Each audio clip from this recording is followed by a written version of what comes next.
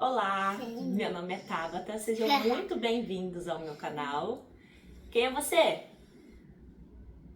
Olá, eu sou o Gavi. Ui, o Davi, esse é o Davi. Eu vou contar pra vocês, hoje nesse vídeo, como que a gente veio parar nos Estados Unidos e como tá sendo esses primeiros 15 dias aqui, as nossas primeiras impressões, se a gente tá gostando ou não. Então, bora lá!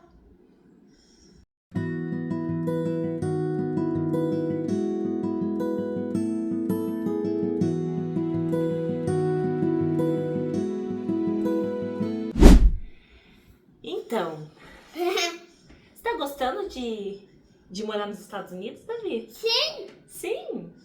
Você gostou de vir pra cá? sim. É? Eu tinha que pegar os dois aviões, um grande e um pequeno, virtual. Ah, você teve que pegar 2 aviões? Sim. E de onde que você veio? De onde você tava vindo? Onde você morava antes? Um do Brasil, Ah, a Alemanha e outra Alemanha, e que ser dos Estados Unidos. E agora eu vou viajar do Brasil de novo. você morava no Brasil. Sim. Vamos lá, tradução, gente. Morava no Brasil, aí você mudou pra Alemanha, aí você mudou numa outra casa na Alemanha, isso? Sim. E depois, agora, você mudou para os Estados Unidos. E logo, logo você vai visitar o Brasil? Sim. Daqui a alguns meses, né? Eu vou contar ele que o Didi é o meu primo. Ah, você quer visitar seu primo? Não, eu vou contar para essas pessoas. Você vai contar para as pessoas o quê? O Didi é o... Ah, o Gueguel. Quem é o Gueguel? Não disse para ele. Ah, tá bom. Ah, Pessoal, sabia que o Didi é o meu primo? é o primo, né, filho? Sim, Você ama muito, né? sim. Que agora eu tô longe da casa dele. Agora eu tô nos Estados Unidos. Não. Que não fui desse tamanho, não, tá bonito. É bem grandão. Agora a mamãe pode contar como que a gente veio pra cá? Sim. Você deixa a mamãe contar? Sim. Então tá bom. E Então vamos lá. depois a minha vez de novo. Tá bom, beleza. Combinado. Tem dia que ele tá afim de falar e aí fala pelos cotovelos, né? Sim. Sim. Então, a gente foi morar na Alemanha primeiro. Meu marido pra começar, né? Por que nós fomos pra lá? Meu marido é engenheiro. Eu sou psicóloga. Mas como eu falei no primeiro vídeo aqui, foi que esse canal, esses vídeos, eu vou ser pessoa física e não pessoa jurídica. Então eu vou falar como mãe, como mulher, como um ser humano, não como psicóloga. Obviamente que acaba que a gente traz alguma coisa da profissão, né, pra gente, mas aqui eu não pretendo falar muito sobre a psicologia em si. Obviamente que se houver interesse sobre algum assunto específico, a gente pode falar sobre, mas aqui eu sou a Tabata, a mãe de 2 criancinhas lindas, né? E então é isso, eu sou psicóloga, meu marido é engenheiro. Meu marido já estava em uma empresa há bons anos, e ele tava querendo algo diferente, sabe? Porque a carreira tava um pouco estagnada, porque é uma planta pequena onde ele trabalhava, então a possibilidade de melhorar na carreira dele era pequena, assim, né? Poucas oportunidades. E ele começou a pensar na possibilidade de mudança de país para tentar algo diferente na carreira dele, tentar melhorar na carreira dele. E assim foi feito, ele mostrou interesse para a empresa, né? A empresa ela tem diversas plantas em vários lugares, vários países. O que aconteceu? O celular. A mamãe tirou a capinha. E daí ele mostrou interesse. Não, tô olhando. Espera um pouquinho, gente. Voltando. E então assim, ele se candidatou, surgiu essa oportunidade na Alemanha. Fomos para foi muito tempo assim de para acertar as coisas, né? E fomos para a Alemanha. Ficamos na Alemanha, vou falar no geral, 2 anos, quase 2 anos, né? A gente saiu um mês antes de completar 2 anos. Então, assim, foram muitas coisas que aconteceram na Alemanha. Não foi uma experiência positiva nem para ele, questões do trabalho, e nem pra gente como família, né? Para as crianças.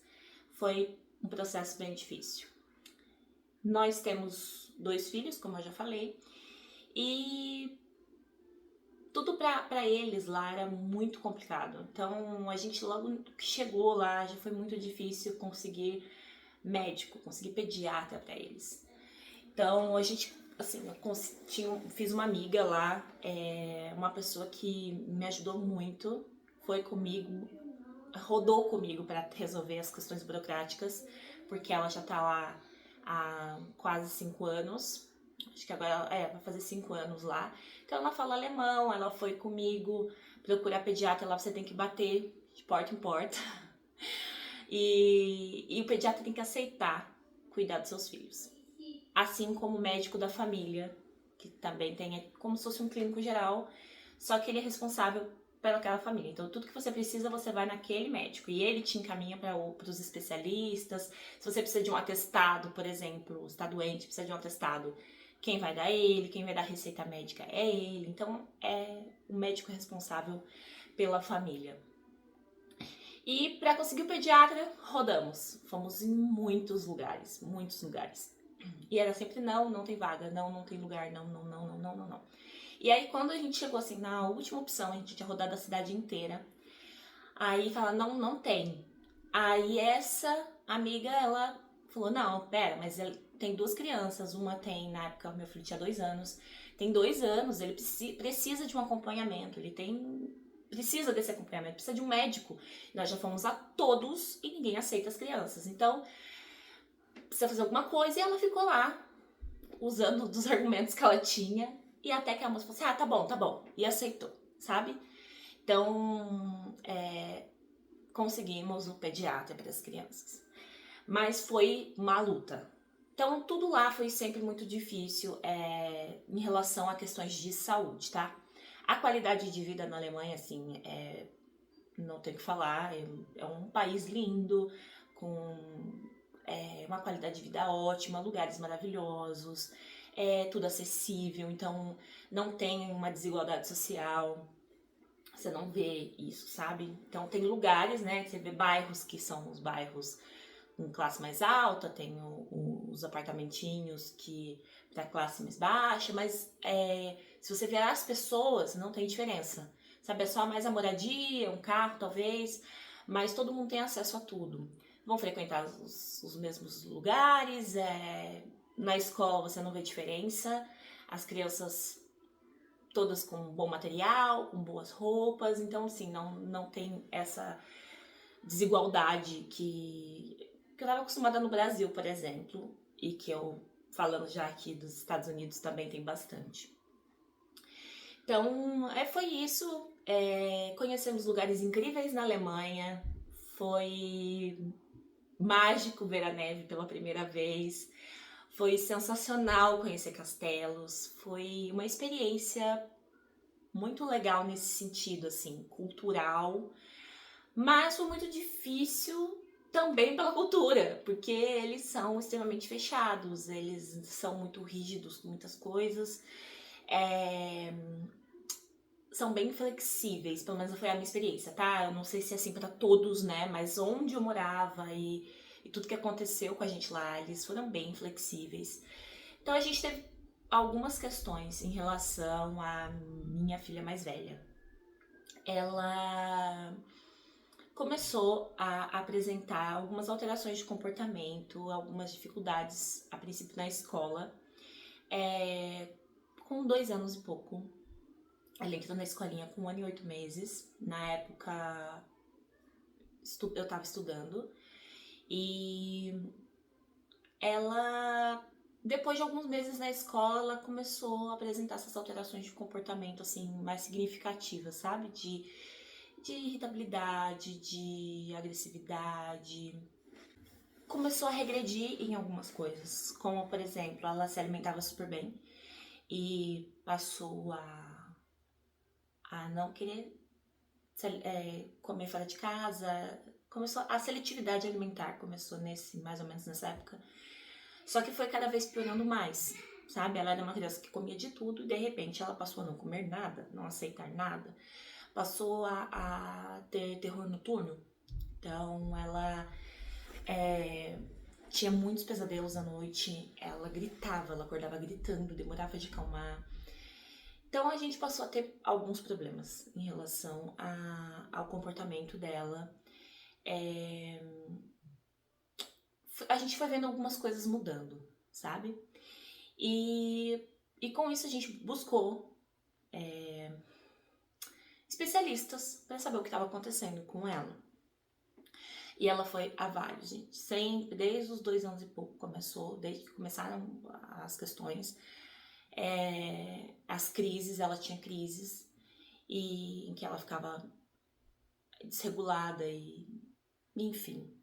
E a gente levou ela a psicólogos, neurologista, psiquiatra. Ela fez exames desde muito novinha para entender o que estava acontecendo com ela, né?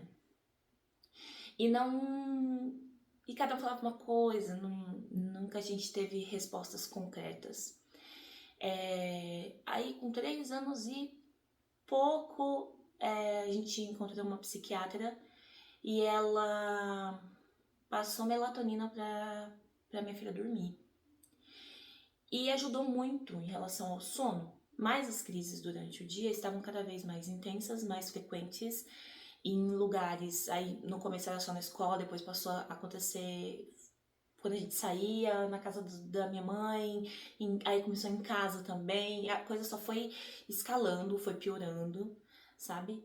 E a gente buscando tentar uma resposta, assim, e não conseguia, sabe? Não tinha o porquê daquilo.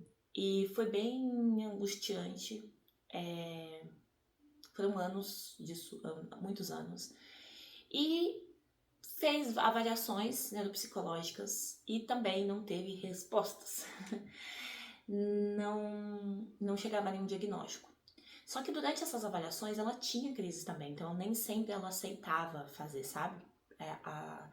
O que era proposto, ela aceitava fazer as atividades, responder as coisas. Então, acho que talvez não tenha sido a avaliação como deveria, porque ela não estava... sinceramente, eu tento achar respostas para as coisas, mas não tem resposta, simplesmente não aconteceu. Não teve diagnóstico. Fomos para a Alemanha sem um diagnóstico fechado. Ela começou com 6 anos e pouco uso de fluoxetina para ansiedade, ajudou um pouquinho, mas não resolveu o problema também, né? As questões continuaram, ela continuava em sofrimento, ela estava dormindo melhor, ela estava um pouco menos ansiosa, mas ela ainda estava em sofrimento e as crises continuaram ocorrendo, principalmente na escola. A escola sempre foi um ambiente muito complicado. E fomos para a Alemanha nessa situação. Chegando lá, eu informei a escola, né, sobre isso, sobre o uso da medicação que ela fazia, sobre as crises, as dificuldades na escola. As primeiras semanas foram relativamente tranquilas. Ela iniciou com um horário um pouco reduzido e numa sala de adaptação de estrangeiros, né? E tava indo até que tudo mais ou menos bem. Até que ela, assim, o que aconteceu foi que com a mudança alterou também sono de novo, algumas outras coisas que ela ficou mais agitada, mas ela estava conseguindo frequentar a escola. Só que aconteceram alguns episódios lá na Alemanha de bullying com ela. E foi uma situação, assim, bem complicada. medicada, ela começou a chegar em casa todo dia, a meia encardida de barro. Aí eu falei assim, mas o que tá acontecendo? Você tá de tênis? Por que você tá assim? E ela foi na época do frio, né? Tava inverno. E eu falei, por que você tá com o pé cheio de barro? E ela, quieta, ela não falava nada. Até que um dia eu fui buscar ela, ela tava chorando bastante. E quando ela foi trocar de roupa, eu vi que ela tava cheia de hematoma. Tava cheia de hematoma. Aí eu falei, o que é isso? O que aconteceu? E aí ela me falou que tinha um grupo de meninos que todo dia pegava ela, segurava pelos braços, pelas pernas, arrancavam o tênis dela e jogavam longe. E riam dela, irritavam ela. E que nesse dia, ela estava com uma colega e estavam fazendo isso com a colega, ela foi defender. Ela tem uma questão assim, com justiça muito forte. Então, por muitas vezes, ela se enfia assim, não que ela esteja errada, mas ao mesmo tempo, sabe, causa problemas. Ela se mete em tudo. Então, se ela vê que alguma coisa tá acontecendo de errado, ela se mete. Ela não tem nada a ver com aquilo, mas ela vai se meter e acaba que o problema se torna dela também, entendeu? Então, nesse caso, foi isso. Uma amiguinha dela lá, os meninos estavam fazendo o mesmo que fazia com ela e ela se irritou e falou: não vou permitir, né? E foi pra cima, assim, entrou na frente. E aí pegaram ela e aí deram chutes. Jogaram ela no chão. E ela levou vários chutes. E a partir daí, o negócio foi só ladeira abaixo. Ela, depois começou a ter crises na escola praticamente todos os dias. A princípio eram crises mais brandas, eles me ligavam e aí eu ia buscá-la. Até que com um mês lá, um mês e pouquinho, ela teve uma crise mais forte, né? Uma crise mais intensa. E aí começaram os problemas maiores. E eles começaram a me questionar, e aí? E o diagnóstico? Mas eu já estava em paralelo correndo atrás disso, né? Eu já tinha marcado o pediatra, eu não tinha conseguido levá-la ainda, porque como eu disse, pediatra foi difícil, a gente ficou algumas semanas tentando, depois marcou lá pra frente, e isso. E para poder marcar especialista precisa de um pediatra. Uma complicação. E aí o pediatra, quando a gente passou, falou que ia tirar a fluoxetina. Foi fazendo o desmame da medicação, né? Diminuindo a dosagem para tirar, porque ele disse que ela estava muito tempo tomando, isso era ruim para a saúde dela, que estava mexendo com os hormônios, inclusive fez exame de sangue e realmente ela estava com os hormônios alterados. Ela estava até com uma questão, fez até exame de eletrocardiograma, ela estava com uma alteração no batimento cardíaco e era por conta da fluoxetina. Então ele falou, não pode, ela é muito nova para tá tomando toda essa dosagem e há tanto tempo. E daí foi retirando e realmente a questão no coração melhorou. E só que ela foi ficando mais ansiosa porque tirou a medicação, mais uma medicação que já não era, né, 100%, mas ajudava. Então foi piorando um pouquinho a situação. E eu só sei que as crises foram cada vez piores, até que chegou um dia que ela teve uma crise intensa na escola e eles afastaram ela da escola, mandaram ela fazer as aulas em casa, porque não tinha condição dela frequentar. As escolas na Alemanha não têm funcionário suficiente, são poucos funcionários, eles têm essa dificuldade com pessoas para trabalhar em escola. As escolas não têm muro, não tem portão, era uma floresta na frente da escola dela. Então ela corria pro meio do mato lá. E não tinha ninguém pra ir atrás dela. E aí eles me ligaram e falaram assim, ela tá lá, ela fugiu da escola. E a gente não sabe onde ela tá, já tem uns 15 minutos. Aí eu saí, né, desesperada, pra ir tentar achar. E junto nisso, tem meu filho mais novo, que na época com 2 anos, e assim que nós chegamos na Alemanha, ele começou a apresentar alterações de comportamento também. Só que o dele, com assim, já principalmente por ser psicóloga, ter conhecimento teórico, assim, pouco, né? Bem pouco, porque na faculdade é só passado por isso, não sou especialista, mas eu via sinais de autismo nele. Ele começou a apresentar sinais de autismo. Ele também foi regredindo, só que ele regrediu fala, ele regrediu a questão de fralda, que ele estava começando a desfraldar, ele começou a usar fralda de novo, perdeu. Assim, foi uma regressão em tudo, a alimentação, passou a recusar alimentos assim como a irmã, só que ele começou a apresentar estereotipias também, a regressão da fala e começou a apresentar estereotipias. Ele começou a correr de um lado para o outro da casa, gritando, às vezes fazendo o mesmo som repetidamente, balançando os bracinhos. A gente tinha um tapete na sala, ele girava em torno desse tapete várias e várias e várias vezes. Falava com ele, era a mesma coisa que nada, ele continuava girando em volta do tapete. Então, assim, muitas coisas que eu me liguei o alerta muito rápido.